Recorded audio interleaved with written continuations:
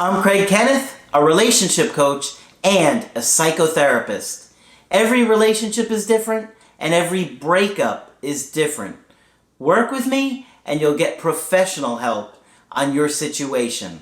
And if you're in no contact, focused on personal growth, my workbook series, The Knowledge, will help you make changes like you've never made before.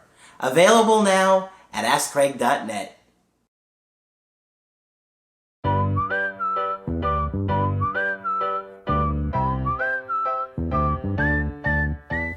Hi there, I'm Coach Craig Kenneth. I'm Coach Margaret. And I'm Coach Victoria. And today we're going to be talking about emotional detachment in adults.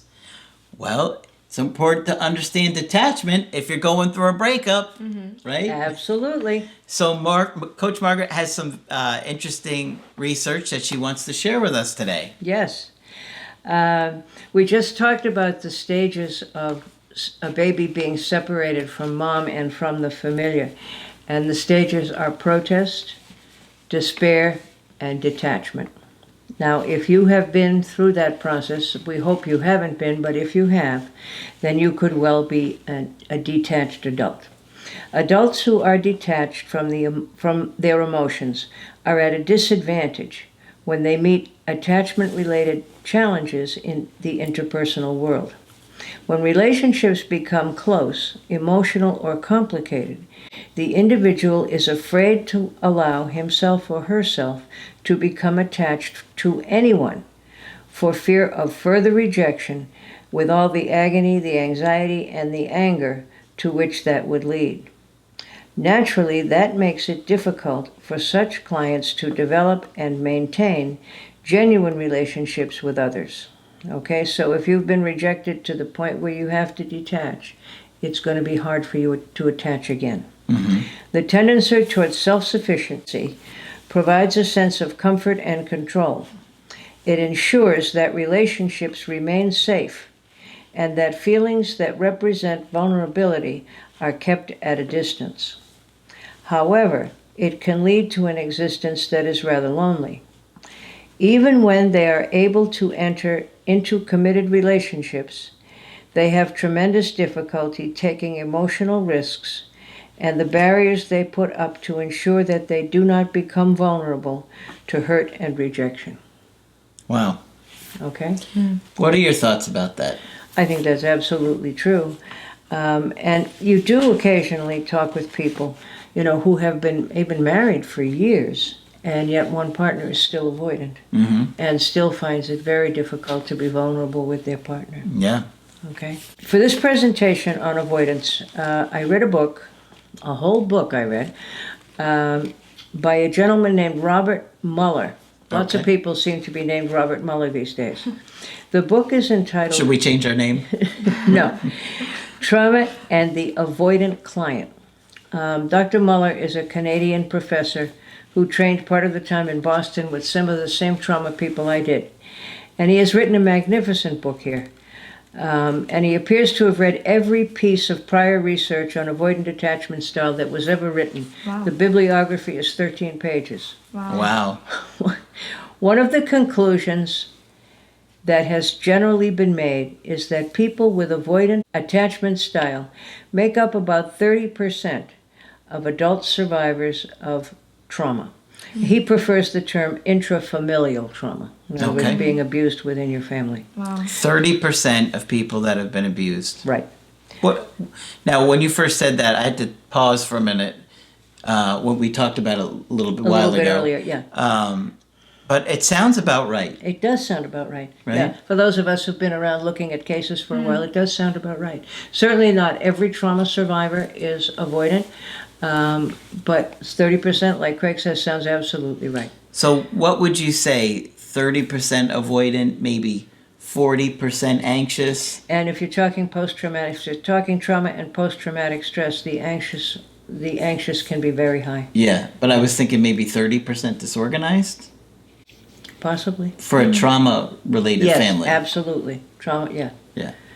Not out of everybody, but of the trauma of the family. of people who've survived trauma. But the chances that you know somebody in any of those categories is high. Yes, it is. Very high. Yeah. It's unfortunately, trauma is so common. Yeah.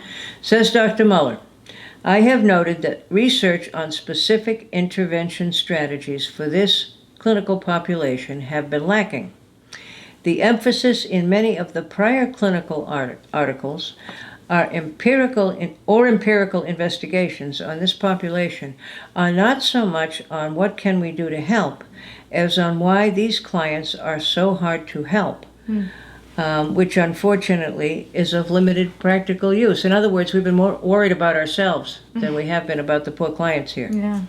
My first response to that was that we narcissistic mental health types have done the same thing to borderlines, not considering their needs, but considering our need not to work with difficult clients.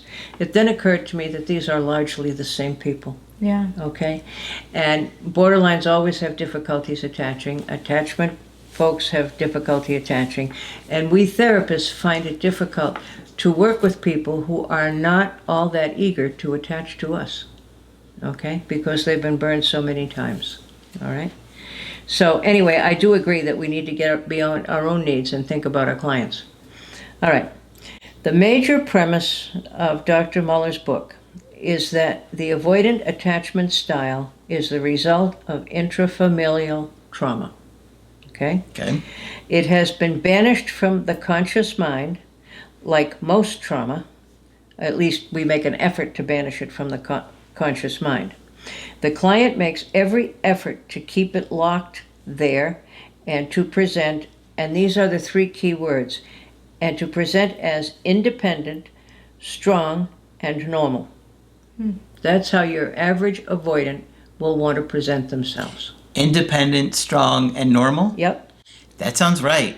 Yeah. Doesn't it? Yeah. Independent, strong, and normal. I don't need anything. I'm fine. I don't need anything. My growing up was perfectly reasonable. Yeah. And I can function in this world all by myself. Don't worry about that. Sweep it under the rug. It's Right. fine. We're fine. Don't deal with it. Yep. Don't be anxious about it. Don't be stressed. Exactly.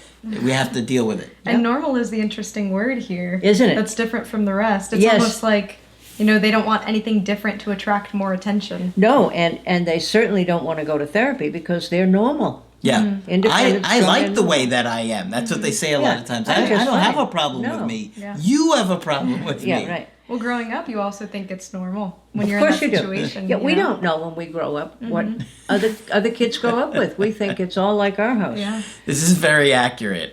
Yeah. This is a very well written book. The other thing that avoidant folks do is to deactivate their attachment system. Now, we have a whole neurological setup as human beings, and we're programmed to attach and to want connection. Okay? So the avoidantly attached person deactivates this attachment system. Okay? I'm picturing the scene from the Chernobyl show where they're like trying to shut down the nuclear reactor and all the alarms are going off, freaking out. Yeah. It's not easy to deactivate your attachment system. By the way, if you've never seen that show Chernobyl on HBO, it's amazing. It's only like You 6 said episodes. that, Oh yeah. my gosh, it's so good. So anyway, avoidants will deactivate their attachment system because it sounds too dangerous for them. All right? However, you can't shut it down, as Craig suggests, because that's the way we're wired. So they do get into relationships. But when they begin to get attached, okay, it can bring back all those earlier rejections, disappointments, and traumas. So the minute you start to get attached, it brings out some of your more vulnerable feelings that you've spent your entire life defending against. So because they're wired to want relationships like the rest of us, they get into relationships and they stay a while. But when it comes to really letting those feelings surface or making a commitment, they're absolutely panic-stricken. And this is important too, because we have many people who say, why would somebody leave a good relationship? And this is exactly why. This is exactly why. But that's not clear, all right? Because they can't articulate these things. No, they have no idea. They have no conscious idea. Somewhere just under the surface, they do know. And one of the things Dr. Muller points out is that if you can hold on to them long enough to keep pushing at it, their defenses will collapse. That they'll end up wanting the relationship more than the safety. But good luck trying to do that. I'm also picturing that SpongeBob episode where he's inside his head and there's like fire everywhere and he's panicking and there's a bunch of SpongeBobs running around screaming. That sounds good. That sounds absolutely like what goes on. And of course, because if there's anything they know how to do, it's keep a straight face and not look upset. You don't know there's anything going on with them. Therefore, they will avoid attachment feelings, warm, fuzzy feelings, for fear that it will reactivate their childhood attachment system with all the pain and rejection. Okay, so if you've got an avoidant partner, there's an awful lot going on with them. Yeah. All right, that doesn't meet the eye. If an avoidant breaks up with you, it is to cool down the attachment system. It's not about you, and I cannot emphasize enough. Most well-meaning people who are with avoidance think it's about them, and it's not. And it can be about their behavior, though. It can. Oh, yes, and that's perfectly reasonable. Yeah. Yeah, but for the most part, it's to cool down the attachment system, and not because you're not pretty enough or smart enough. Yeah. But if you have been doing a lot of pressure on them, if you're anxious and you're in their face, absolutely. Yeah. And of course, as we all know, anxious and avoidant is the combination of styles that we see the most often. So if you're really anxious and pressuring them all the time, as Craig points out, you're going to hasten this process. Okay? Thus, they do not give lengthy reasons for their actions. Instead, they'll give you little or no explanation. Instead, you will get rationalized reasons as justifications that fail to explain the severity of a breakup decision. Okay? In other words, they give you these reasons, but they don't make sense. You're like, what? You're breaking up with me because of that? Yeah. They don't hold any water. Yeah. Like all human beings, however, avoidants are born to seek help and protection from their mothers too. And that's an evolutionary survival instinct, so it's pretty basic. So they embark on relationships hoping for the best and hoping that you will be the one, okay, with whom a perfect relationship will be easy.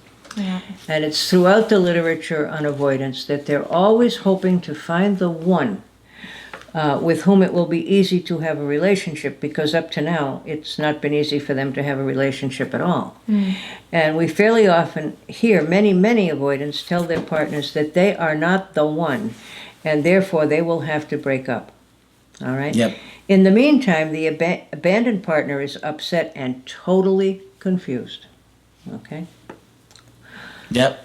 All right. And we were that makes actually sense. talking about this recently, Yes. Craig and I. We were saying how even a lot of people who have an avoidant attachment style will say, yes, I would like a family. Yes, I would like to have children and be married one day. But then, you look at their relationship history and it's very sparse. Yeah. Exactly. And then you ask, what are you doing in order to make sure you're going to have a healthy family and a good relationship and work on these relationship skills, right? Keyword You get a blank eventually. stare. Yeah, eventually. Like it's all magically going to come together one day. Yes, with the one. When Right. the one shows up. Okay? And you can imagine the abandoned partner who's terribly upset, blaming Most of you are themselves the abandoned partner. and so totally you're- confused. Yeah. All right. Anxious and avoidant folks are drawn to each other. It is just great in the beginning, and then the avoidant partner begins to back up a little and to give mixed messages to their partner, sometimes being reassuring and loving, and at other times leaving them totally ambiguous and unclear. As the anxious partner becomes frustrated and looks to get emotional support in return, often the avoidant partner tells him or her that they are needy and ask too much from them.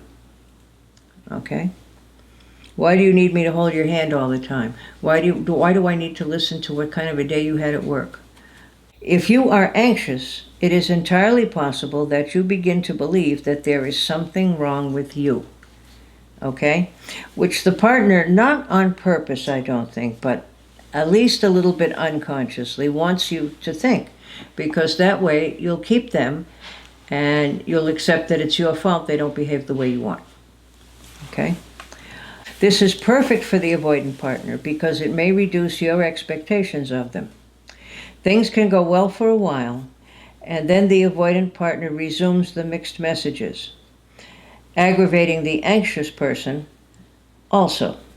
The person will then go back to the mixed messages and make things all sorts of difficult again, and the whole pattern will go on and on.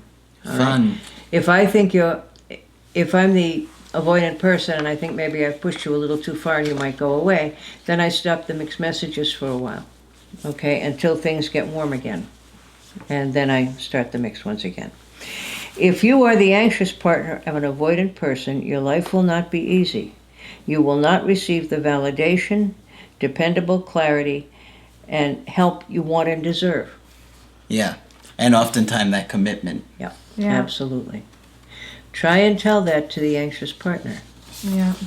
That's all I have to say about that. Okay. So, a lot of good stuff in there, Margaret. Hopefully, you are learning more and more about how avoidant people operate. If you're avoidant, maybe you can see some of these struggles that you have.